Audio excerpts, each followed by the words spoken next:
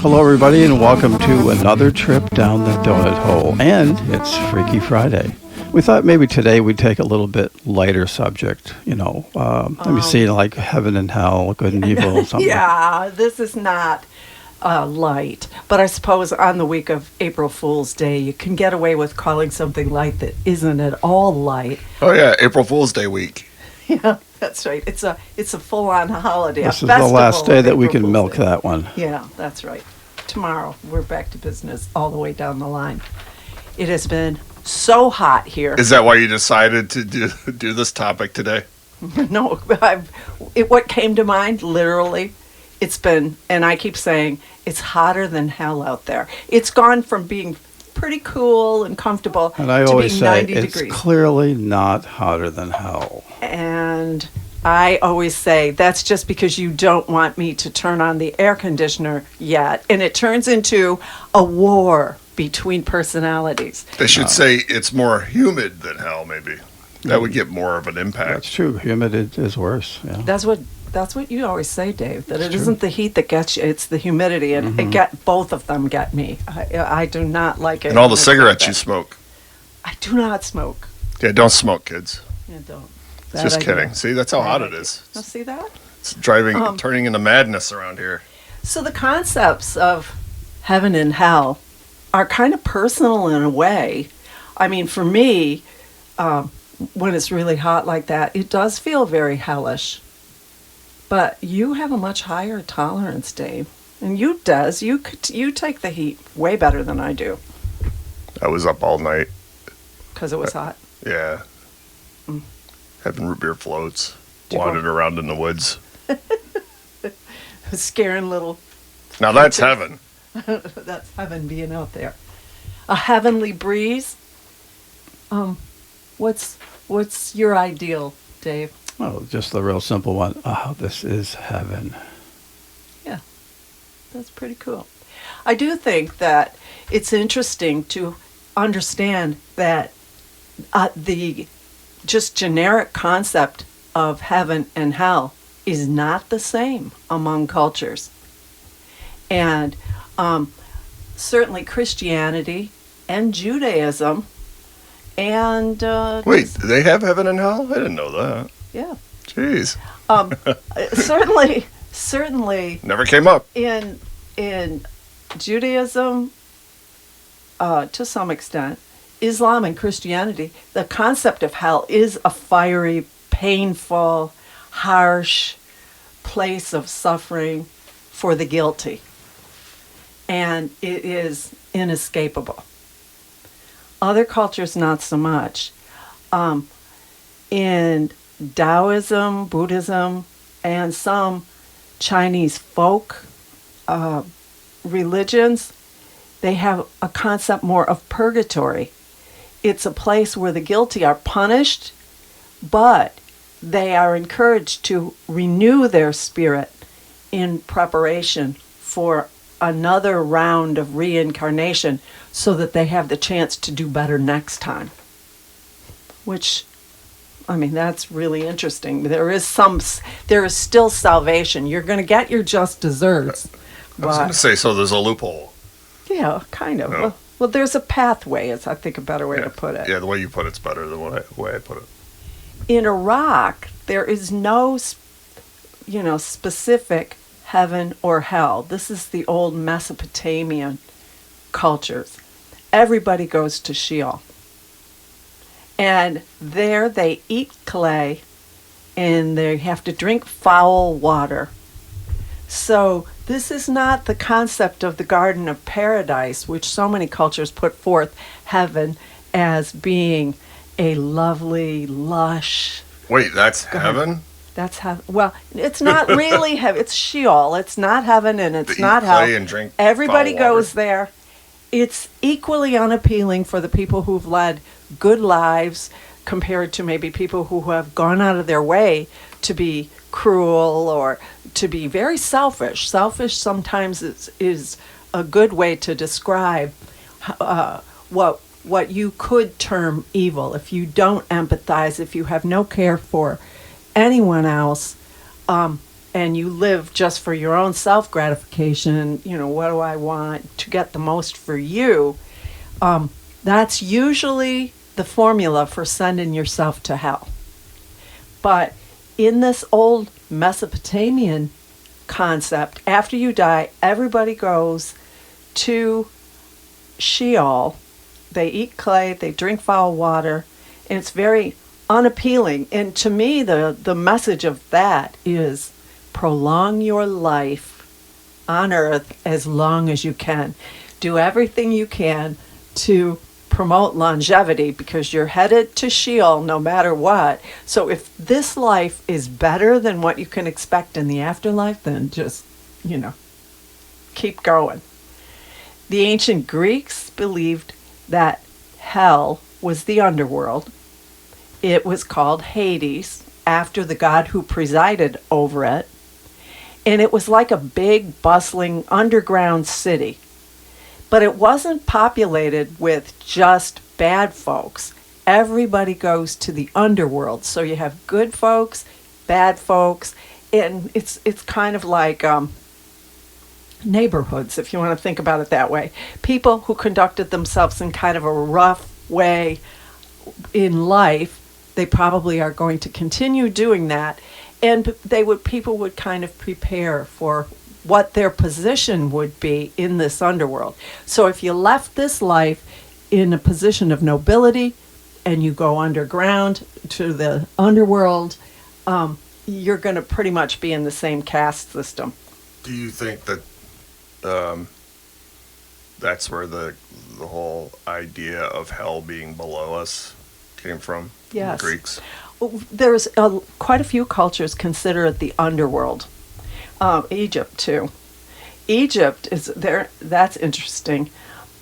They have one of their concepts of heaven is the land of the beautiful West, which the working class nobility, the upper middle class, we'll call it that. I think that's probably an accurate way to, kind of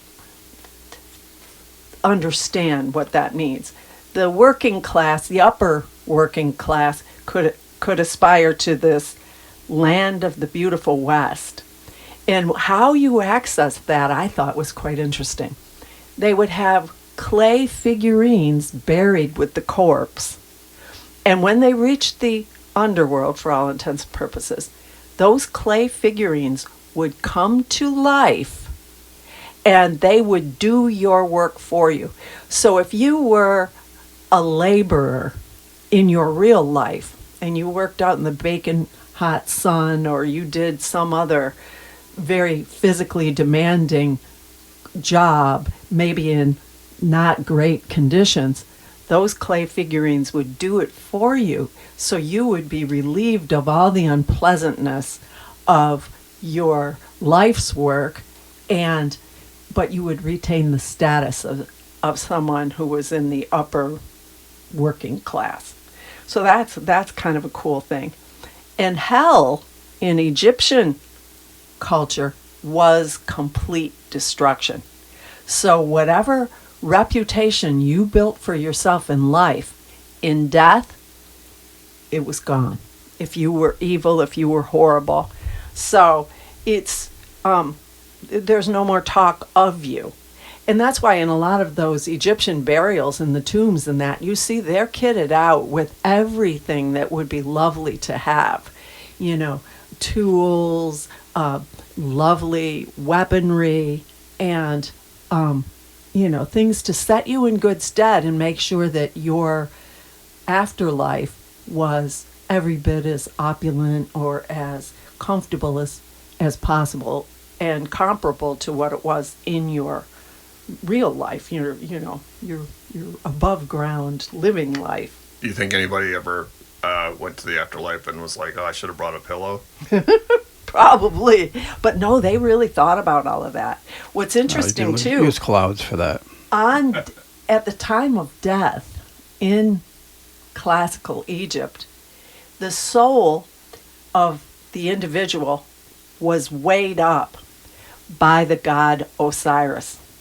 against the weight of one feather of Ma'at, the goddess Ma'at. And Ma'at is justice, what we would consider justice. And you hope to go to eternal life, or you would be, if you didn't go to essentially heaven, then you would be devoured by a crocodile god who feasts on the guilty. So you would be obliterated. Your soul, your being, your consciousness would end then. Well, how did they know? How did they decide who was guilty and who wasn't? Well, I think If your they floated or not. I think your deeds, this idea of weighing the heart of an individual is pretty cool. And against one feather of Ma'at. Ma'at is kind of a bird-like god.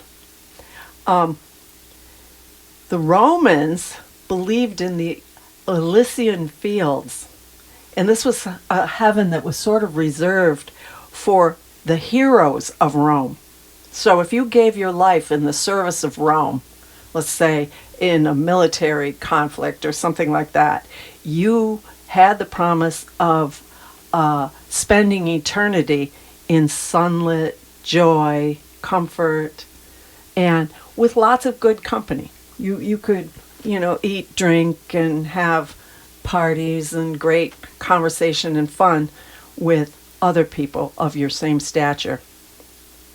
Or if you, for instance, if you killed yourself, or you were just, a very bad person in life, you could look forward to spending eternity in a world of swamps and mud and a dark, unforgiving, I should say, cold forest that's just unrelenting. You know that sense of nervousness and you've lost your bearings, that feeling forever. And that was the Roman That's- version of hell, that's- where you just be lost in a dark forest and not have a direction. Yeah, and no not direction. a, like limbo, kind of a. like a limbo thing, but not comfortable limbo. So a cold, impersonal, Not comfortably numb. lonely, disconnected, all of those things.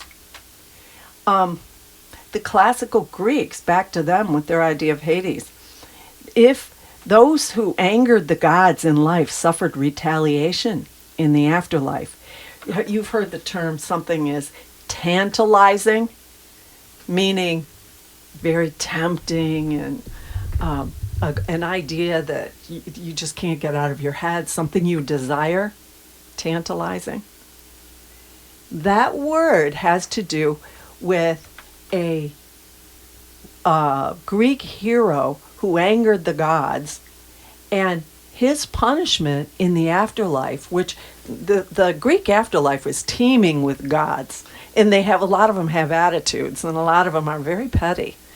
And for Tantalus, they set before him a feast of beautiful foods and cooling drinks, and he was never able to partake of them. So they're this close. He's thirsty, he's hungry, he's hangry probably, and very uncomfortable. And when he reaches for them, they move back away from him or disappear altogether. So he never can partake in that which he wants. Hence the term, which came from his name, Tantalus, tantalizing. So And why that was which that- you want, desire, but can never Was that really like attain. a form of punishment for him then, right? Yes. Yes. Well, it was his hell, so to speak. Yes. So you see, as we go from culture to culture, there is no single concept of heaven or hell. The ancient Hebrews were monotheists. They had one God. And they spoke of Sheol, which is very non-committal. It's not very well explained for the original Hebrews. But then later, Jesus, who was a Hebrew, you must remember, in the New Testament, he talks about the furnace of unquenchable fire and weeping, and there will be gnashing of teeth. And for Islam also, the evil are cast into inescapable fire. Did he actually say that, though? Was it his words, or was that just, you mean that was just in the Bible? No, Jesus' words. That there Really? will be, I yes, wasn't aware of that. Oh. there will be, I don't know if they put unquenchable fire. I think that might be my shorthand, but there will be a lake of fire. There will be weeping and the gnashing of teeth. So that's really interesting. In Japan, Jigoku is an underworld ruled by Emma-O, the Lord of Death, who consults a registry of your behavior, both good and bad. Like Santa Claus. Kind of. He Like checks an evil his Santa Claus. checking his list. Yeah. Anyway, he's assisted in his decision about whether you will go on to a life of damnation or whether you will be rewarded. He's assisted by two disembodied heads. One is female, the other is male, and the female one is able to determine the inner secrets, the inner desires, the inner or unpublicized behavior of this individual who's being judged. And the male head, he is in charge of judging the deeds of an individual. So the combination of the Lord of Death and these two entities, which can probe the intent, really, the inner decision making of the individual, this is how it's arrived at whether the person will be rewarded or damnation. But in Japanese culture, historically, damnation is not eternal, and it consists of fixed sentences of you will spend time in a region of harsh cold or extreme heat, or consecutive sentences if you're bad enough. And so you would go to one and then go to the other, and maybe for a long time, these sentences. But the prayers of people who loved you, who do lead good lives, people who are aspiring to enlightenment, those prayers are heard and they can diminish your sentence. Now, I do know that in other cultures in Christianity, it is possible to pray for the dead or pray for the sick, definitely for the sick, or for people whose behavior is antisocial and destined to cause, certain problems for them. But,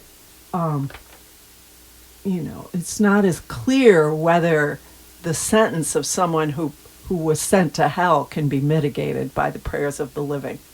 So it's suggested that that's the case, but usually you have the sense that if somebody is sent to hell, that's pretty much it. There's no getting out of that. You sent, and it's in a lot of circles, and I think it's evolving now to where people don't really perceive God as damning the individual as much as these places. A person's free will brings them to these places, as long as they have intent to do whatever harm they feel like doing, as long as it brings them, financial gain or pleasure or something else, that they take themselves to hell, which is a little different. And I think that way of thinking, we're hearing more and more of that kind of thing than we did previously, where it was a very harsh, judgmental God making these decisions. Now, part of what I think is interesting about this is today, in our very polarized culture here in the United States, if you don't agree with someone, or you're seeing a series of decisions that play out badly, we're quick to ascribe an evil intent on those kinds of things. And I would say that if we take ourselves literally with what we're talking about, that number one, we're casting judgment, and that is not for us individually. I mean, you can look at something and you can say, this feels like X, but you cannot be casting those judgments. And you can't cast judgment on someone because they are different from you. And I think if we agree on a set of behaviors, then we can judge someone according to whether they're living up to the code that we've set down. But in terms of spirituality, we have to encourage more than condemn each other. Yeah, and if you're like, for example, if you're comparing someone to Hitler, you've run out of ideas and ways to express how you feel. Really, you're just it diminishes the Yes. impact of everything he actually did to just throw that around. That's just a one-off example that come to mind, because he's known as the kind of like the human devil. You know, Hitler is what you go to, and so people use it to make a correlation between someone who's doing evil deeds. But I think that you need to be more abstract, and if you just throw examples around like that, when there's a historical record of the evil deeds to compare somebody else's current deeds to, that it just seems like rhetoric. But I do understand that it seems to me anyway that the concept of heaven and hell was designed specifically to keep people in line, maybe. Mhm. But I'm Yeah. not sure. I'm not sure if that is something that travels across all cultures. They seem to have similar ideas of heaven and hell, like here's where you go when you do the right thing, here's where you go when you do the wrong thing. Yes. You know, what's interesting is if you've ever watched any of those shows or read any of the books about people who've had near-death experiences. Yeah, fascinating. Oh, it's really fascinating. If you're just looking for something to look up, YouTube has some documentaries on things like that. Some of them are long, some of them are short, some of them are very religiously biased. I'll use the word biased because it's a viewpoint. I don't mean that in a negative or pejorative way, but it's simply that it's a point of view that pervades the whole of the work. Other ones are simply testaments to what an individual experienced, sometimes in a hospital or on a gurney. And so many of them start out that their consciousness, they were looking down and they were fully aware of their body, but from an observer's point of view. Yeah. And what was going on in the room. And a lot of them have been tested afterwards. And these near-death experiences, they recount hearing certain conversations in the room that took place after they flatlined. And they would have no way of having heard that, or recounting that. And also talking about physical movement in the room, what was going on with the hospital staff or at a scene of an accident or something like that. They would have no way of knowing that because supposedly they were totally unconscious, eyes closed, not able to really be a participant in anything that was going on in the room. That's interesting because I've always heard that near-death experiences that it's a form of your brain dealing with stress, and that it creates similar to images. dreaming. What's that? Similar to dreaming. Yeah, in exactly. Many It cases, creates these images and stuff as a reaction to some immense stress that you're undergoing. Yeah, they're interesting, but a lot of those stories are. I've seen some studies on it, and they're more generic. So, for instance, if you know your last conscious moment, let's say, in someone's near-death experience, and I haven't had one, but these are case studies that I've read, they know where they are, and they know that they're in trouble. And so any sort of impression that they relate later, a lot of them are generic, like stuff that you know that are going to be in a hospital emergency room, kind of thing, and the kinds of things that they might be saying. But there are a That's few. spooky. There are a few that are more interesting, that were more specific. And one that comes to mind is, and became a study at the University of Florida from a doctor. And there are a number of doctors apparently that have written some books and stuff about this. And one of the things that convinced him there may be something to it is the fact that some of the things that this person described were unusual. They weren't the usual things that you'd see in the emergency room, and could describe them quite accurately. That someone who was not in the medical world or had been educated in any way in that regard would not know anything about. And it's an unusual. Let's say, as an example, I don't know exactly what the object was, but as an example, something that's quite unique and had very specific things that were odd or different about So it. a medical tool Yeah, exactly. that the layperson wouldn't really be aware of what it looked like or what its Right. use was. But those exceptions are much smaller percentage than the other ones who relate for sort of more generic things. Well, a lot of people say that there are commonalities. That number one, it seems like the hearing seems to be the last sense that we part with as we cross over to the afterlife.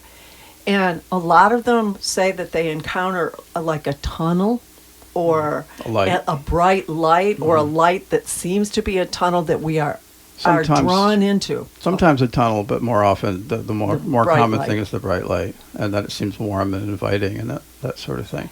But that theory there too from science is that that is sort of pre-programmed, frankly, from religion. That this is how it would be, and when you're in that state, of course, your mind, just like when you're dreaming, you don't really have any control over it. But the dreams are concocted from things that have been placed in your brain, and so that's why they think that there's such commonality. Similarly, alien abduction stories, where people have probably had real experiences, but they've been publicized enough where people kind of like, oh, here's what the aliens look like, here's what happens, the probes and things like that and whatever. But so there might be some of that, like, oh, this is what I'm expected to see and all that stuff. But if you're describing conversations and descriptions that are impossible to experience if you're unconscious, Right. then that is interesting. It's tremendously interesting. So many of those near-death experience things talk about a cycle of judgment or reviewing your life, that in the span of what seems like just a couple seconds, you see with clarity the deeds of your life, the things that you experienced, both for good and for ill, the things that happened to you, that you were a recipient of or experience that were difficult, and things that you initiated, the actions that you took, the words that you spoke. And that seems to be one of the big things. Also, the words that you speak seem to be powerful and, can cause pain. For me personally, on my spiritual journey, my personal spiritual journey, I think that for me, the concept of hell is whatever pain you have caused, willingly, especially willingly. Sometimes you get carried along by events around you, and if there's that little voice in your head that is saying, hey, you know what, this isn't right, or whatever, and you're still, you don't have the courage to stand up, or maybe you don't have, maybe it's unsafe for you to stand up, whatever it is. I think that whatever harm you cause, if there is a hell, the pain of that hell will be the pain that you caused to be inflicted on others. So you will experience the pain that you caused. But it will be exponentially worse because of the guilt that you will feel, because you will come into knowing about how interconnected everything is. And I feel that part of the joy on the converse side, on the balance side of heaven, is that you get to experience that joy, that goodness, that well-being, all of those wonderful positive things that you caused to happen. You will be able to participate in what you bestowed. So that will come back to you 100-fold on both sides. For good or for ill, you will author your own hell, your own heaven. Those are separate concepts, but one can't exist without the other. And again, that's the concept of balance. And we talk about balance every day, every show, about how to achieve a balanced perspective in your own life, how to step back from things that are damaging you and balance that out with a deliberate attempt to seek out things which edify you, which make you feel better, which then hopefully in turn, if you can get yourself to a place where you're seeing things more clearly and not through the lens of something that's been imposed on you, and that's hard to do. I'm not making light of that. It's hard to do in this age of nonstop media. So basically, by finding our center and doing that in a disciplined, purposeful way, and that doesn't always mean that you're going to be, sitting, with your head in the clouds, but if you can say, you know what, I've spent enough time looking at this other stuff which upsets me, and now I'm going to try to spend even a few minutes with something I really enjoy. Because when you can find that equilibrium, you can go out in the world and help other people who are suffering in the same way. And I do not see around me cause to believe that this is going to get better anytime soon. In fact, I think it's going to get worse. So we need to guard our words. We need not to foment extremism. And it starts with us. It starts with each individual. By controlling ourselves, we collectively help to bring things down to a level where they're not going to spin out of control. Now, we're being told on all sides, the world is being told, stockpile stuff, things are going to get bad. That's what they're saying to us. I think do that in a reasonable way, because there's a lot of weather emergencies. There's a lot of little power outages, just certain situations. And now, because this age is so uncertain, we can't make accurate predictions. We can't go along and just count on the status quo. So we achieve balance. We do reasonable steps, and we govern our tongue so that we're not creating further division. And by being the voice of reason, saying, okay, we can talk, I can toss around words hotter than hell. And I don't mean that in a literal way, but it's a little tiny example of how speaking in extremes is, there's too much interpretation for what you mean by that. And so if you call somebody evil, unless you have had a real clear understanding of their soul and their relationship with the higher power or their spiritual mindset, you don't have the right to say that word. You can say that their decisions or the plan that they're enacting has very painful effects on people. You can say it's detrimental. You can say that it's uncomfortable. You can say it's too expensive. You can say it's rash. You can apply all those other terms. But unless you want some sort of a religious war, it's best to steer away from the realm of the spiritual and fomenting that kind of mindset. The reason we say this is we're achieving balance. We're looking at things in a much clearer way. We're not going to be swayed. We're not going to be swayed one way or the other. We're not going to overreact in situations. We're not going to be screaming. We're going to go to a town meeting if you disagree with how things are going in your area. You go to that meeting, but you be the one who keeps your cool, states the facts as you understand them, give evidence of why you think,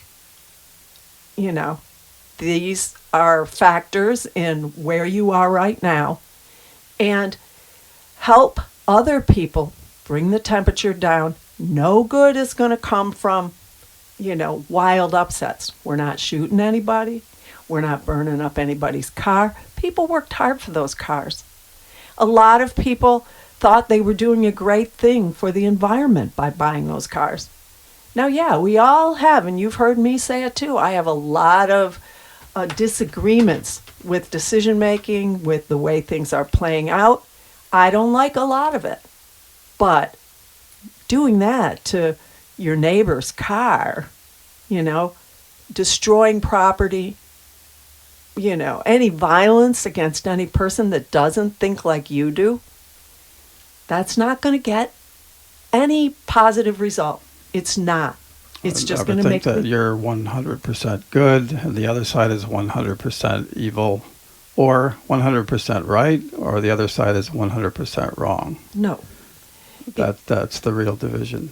It's okay to believe that perhaps we're on a path you don't agree with. And so, if you can bring the temperature down and say, hey, let's just look at this, let's take it apart. How does this measure up to the one thing that we can all agree on, the Constitution? And in times of difficulty, we have to find the things that we can agree on. And again, in our government, we have that magic balance of three. We have the executive branch, we have the legislative branch, and we have the judicial branch. And we need those more than we ever needed them before. So that way we keep each other on a fairly even keel. We may have to sacrifice some things that we wanted or hoped for and to come about quickly. We might have to step back from that, make some concessions, negotiate, come up with something that's a little more palatable to everybody at this time, move forward, see how it goes, make adjustments in the future. But we don't need to behave in extremist ways. I mean, now, anytime you look at the nervous news, you can see that certainly from a U.S. perspective, there have been so many changes so quickly in the last little bit. Our reputation has suffered. People are holding us at arm's length. Certainly these trade issues are affecting our standing as partners, defense issues. That is not a good footing. And it's certainly not a time to make vast decisions or for there to be a lot of infighting. I can tell you, when America was great, we were all hitched to the same wagon. We were working together. We had a clear vision of what we wanted for this country. We wanted to be educated. We wanted to have a reliable standing in the world. We wanted to be a helper. We wanted to defend democracy. We wanted to be seen as a beacon of acceptance. And the whole concept of our American dream was an invitation to people who wanted to come and share that. And they understood that this country was built by immigrants, people who came here and worked impossibly hard jobs. I know our families, some of our ancestors came here with hardly any money in their pockets. And they did really hard work. And little by little, they built lives for themselves, for their families, and became part of the fabric of the communities that they lived in. And that ideal still exists. It's still there. But we really have lost our way. I hear stories of neighbors calling ICE on neighbors who are citizens of this country and have been for a long time. How about the story you saw today, actually? I heard a story where at a town hall, The dispute was about garbage floating down a river from one community to another. And one of the residents of the community where the garbage was winding up came in after many attempts to ask the originating community to fix the problem with no success. It keeps happening periodically. And he came in apparently with rolled quarters and asked, here's a contribution from me to address this problem. This is what I can give right now. And this has to stop. Apparently the town hall just absolutely went wild. He wasn't screaming. The person who came in and asked for things to be fixed was not screaming. Apparently there's video. And they had him arrested. And they attempted to call ICE on him. Now, I don't know whether he was in detention when they were doing that, but that is an absolutely sickening representation of who we've become, who we've allowed ourselves to become. Well, what you haven't said is that he's a Native American. I mean, they believe that. literally, that's the group he comes from, Native American. I believe- And ISA has him, is that right? I don't know where it went. This is a real news story, and I don't have all the facts. Wow. I know that To the follow up on that community one. that he was representing or that he comes from is Native. But he himself, I don't know at this point, and I haven't had a chance. The story is so new, Yeah, I follow don't that have up. a chance to check it. But again and again and again, we're hearing about people who are being incarcerated wrongly, and these situations that my grandparents would be absolutely, they would not be able to believe that this is what we've become. And I think if anybody sits down and gets quiet and you think about what would your grandparents, because your grandparents or the great-grandparents at the very latest were immigrants too. And what would they say about this? There are ways we can handle our problems. And when we take apart ideas of what is good, what is evil, what is right, what is wrong, concepts of hell, retribution, just desserts, judgment, all of that, we have to take a step back and rethink. We don't want this. This is not who we are. We have always filled a role in this world as generally good. I know a lot of our decisions, and I know a lot of our expansion has not been right. I know we've been behind a lot of dealings in other governments and stuff that we should not be proud of, that we are not proud of, and that the future will show we're certainly not something we should have been dabbling in. This is a turning point for us. We have to be very clear with ourselves about how we want the future to be. And in the name of good things like cost savings and efficiency and fairness, all of those things, we cannot be letting go of our ideals. And I say give each other a chance and make sure that we are Listen. sensible. Let's listen to each other.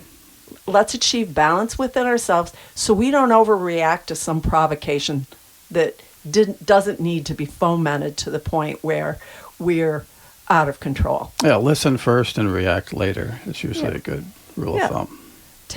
Take some time, ponder, and understand our little exercise today about talking about what heaven looks like for other cultures. What does hell look like for other cultures? That should tell us that we have different viewpoints, fundamental viewpoints. And by acknowledging that, we can come to some kind of general consensus about how we move forward as a country, as a united people. And with that, I'm going to say, Have a great day. Take time, think, and be careful. Thanks, everybody, for listening. I hope we help you, know that you're not alone, and know that all the things that scare you scare us too. But we'll come to a good decision together.